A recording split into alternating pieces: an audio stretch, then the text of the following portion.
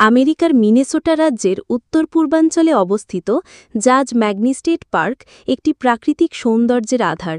এই পার্কটির মধ্যে দিয়ে প্রবাহিত হচ্ছে ব্রুল নদী, যার সৌন্দর্য যেমন অপূর্ব, তেমনি এক ভয়ঙ্কর রহস্য বহন করে নিয়ে চলেছে শতাব্দীর পর শতাব্দী। এই রহস্যময় স্থানটির নাম ডেভিলস কেটেল, বা বাংলায় যাকে বলা যায় শয়তানের হাড়ি। এই জলপ্রপাতটির এক অনন্য বৈশিষ্ট্য রয়েছে। ব্রুল নদীর জলোদ্ধারা এখানে এসে দুটি ভাগে ভাগ হয়ে যায়।